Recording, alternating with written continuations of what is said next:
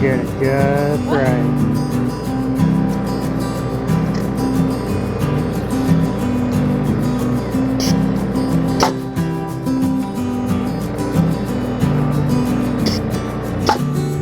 Yay! I hate it!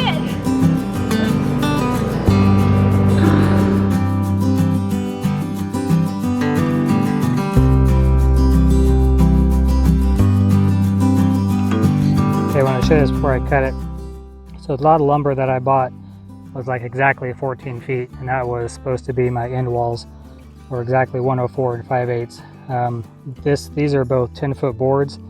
Had them evened up at that side. You would think if you buy a 10-foot board, it's going to be 10 foot. Now I'm cutting these a little shorter. You can see there is about 3/8 of a difference there. So if you were to just buy a bunch of 10-foot boards and that was going to be your wall, I think you could just buy them and slap them up without cutting them. May not be the case. This is a bit extreme. Usually they are, you know, 1/8 of an inch, 1/4 of an inch off. That's quite a lot right there. So what happens is when you go to put your wall up, like on this wall, for example, all these are the same height. They're all pre-cut studs. So if I were just to buy them and slap them up there, they would be, they'd be off. A couple of them would be off, higher or lower. Now the 104 and 5/8, those are cut exactly at 104 and 5/8. So if you buy like an 8-foot stud or a 10-foot stud or a 14 or whatever, they may have a variance of, you know, 1/8 of an inch up to 3/8 of an inch or so. So make sure before you do your cuts that you verify that, otherwise your wall is going to be all over the place. Oh, it's heavy.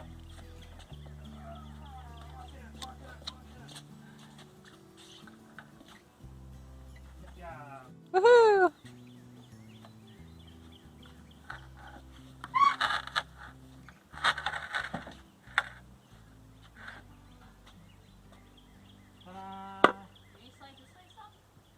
We'll get it here in a minute.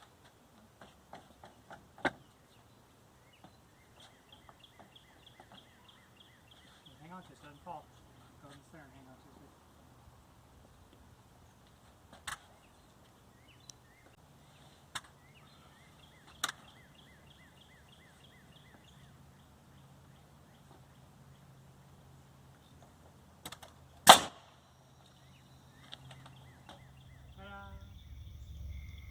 Well, end of day 2.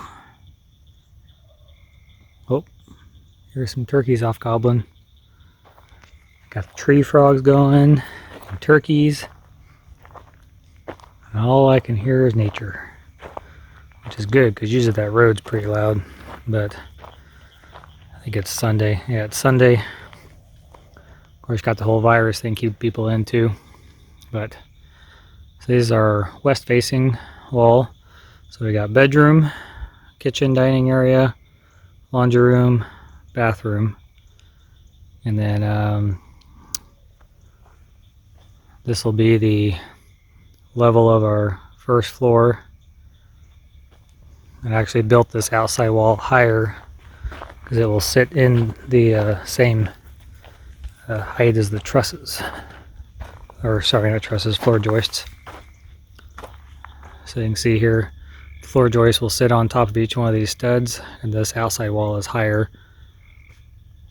And then this big wall over here, that's the height of the area above the garage, way up there.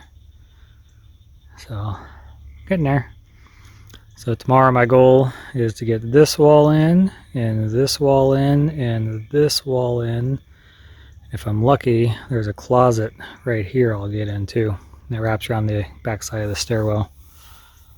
And then Tuesday it's supposed to rain like crazy, so I won't get much done on Tuesday. But it's getting there, looking good. So my goal, tomorrow I got to order my beams. So if I get this whole back wall in, all the way down, and wrapped around halfway to where that beam is, I get my 3 posts on the inside. There's a wall here that comes in that holds that beam too. Then I'm going to leave this whole back side and this side here open so I can pick those LVLs up. There's 3 of them. They're 48 feet long by 14. And I got to pick each one up and put it into place. So I'm going to leave that north wall with all the garage doors open so I can get in there easily and raise that up.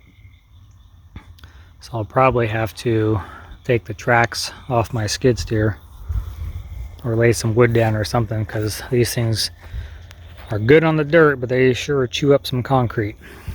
So I may have to take those off or lay down some wood to drive on or something so I don't damage my concrete when I'm doing it. I'm very pleased with this crane. The guy who made this, I mean, man, it works great. So we're able to latch on to each one of these 2x6 walls and pick them up. So on this one, just Natalie and I, we had to pick it up over this pipe right here, and that pipe's probably 30 inches up. And I built the wall out here, so I had to pick it clear up over the pipe and then set it down, and it just plopped right in place. It worked beautifully. So it's getting there. Getting there. This outside wall is technically not load bearing, but it is holding up the outside wall on the second floor and helping to hold up the roof. So you still put headers in these. These headers are not as big. These are 2x10s versus 2x12s on the load bearing side. And there are 3 in there, so it's kind of beefed up quite a bit. A little bit overkill on my headers, but it'll work. See, this one's a 2x12 and I haven't lowered that window down yet. I still got to build the inside part to the height of the window.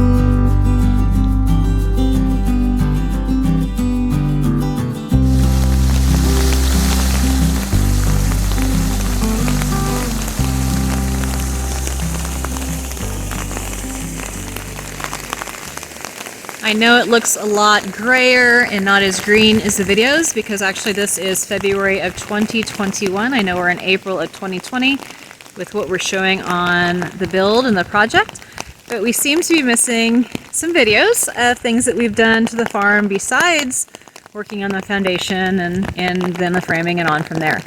So I just wanted to kind of walk along here real quick and talk about a few things. So the big project, one of the big projects, was the road, because this was not here.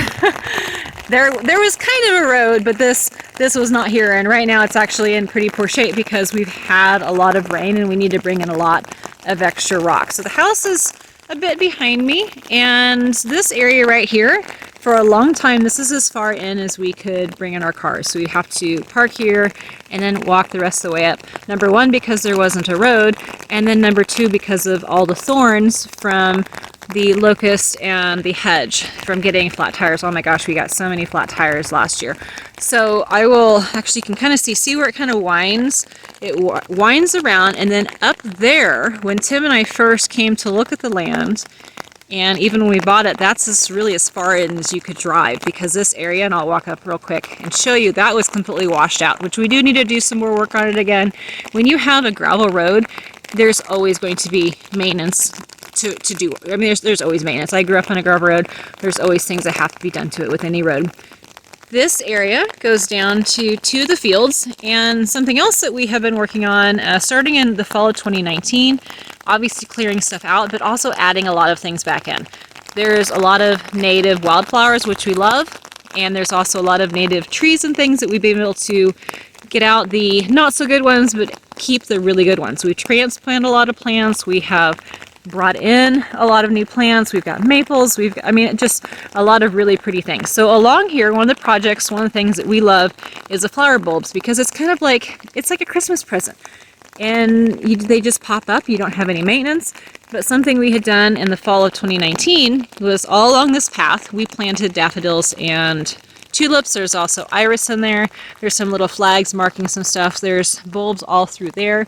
And then when the bulbs were done, the wildflowers grew. So once we dry out, we'll have to go through here and mow to knock the rest of the seed heads off, and then same thing with the fields up there. So we've been doing a lot of planting. You want to do your spring planting in the fall, and then again for summer bulbs, you'll want to plant those now, because some of the stuff you can't plant in the fall.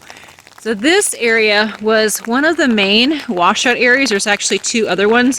One of them is not somewhere we're going to be driving over, so not a big deal. Actually, the other one that I was just standing next to in the beginning of the video, that was one area. So Tim had added the pipe there, the drainage pipe. You can see the other one right here.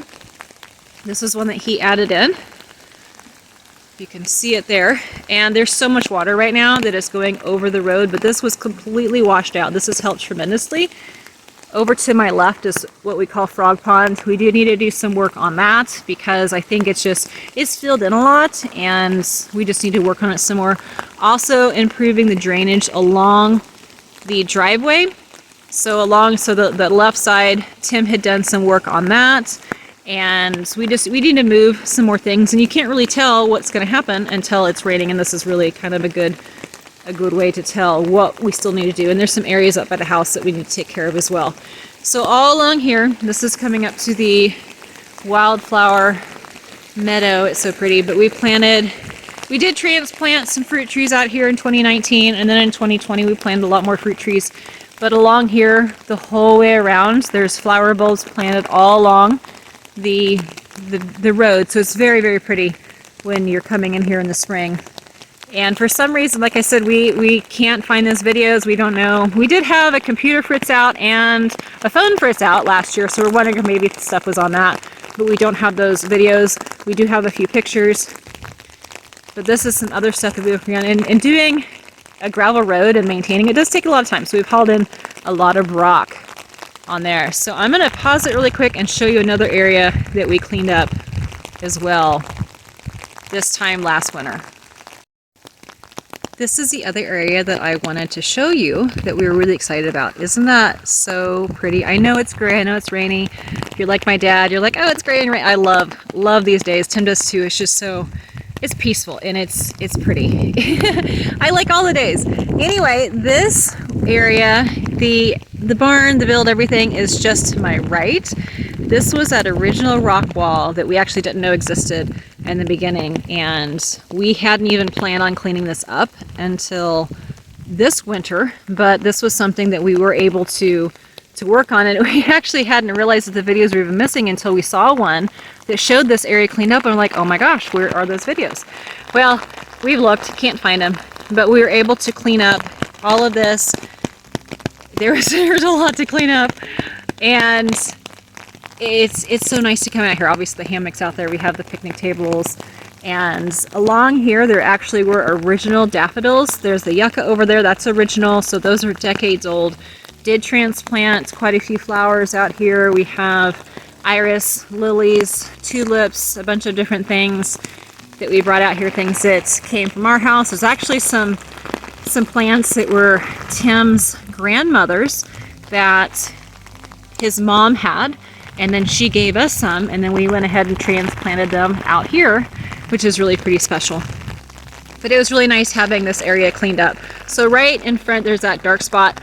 That was a big dead tree. A lot of this has been cleaned up. There's a lot of icky, sticky, thorny vines, and yes, we call them icky stickies. So it was quite a mess out here. Those flags right in front of me, those are blueberry bushes that we had transplanted. There's some more lilacs, but all of this has been cleaned up.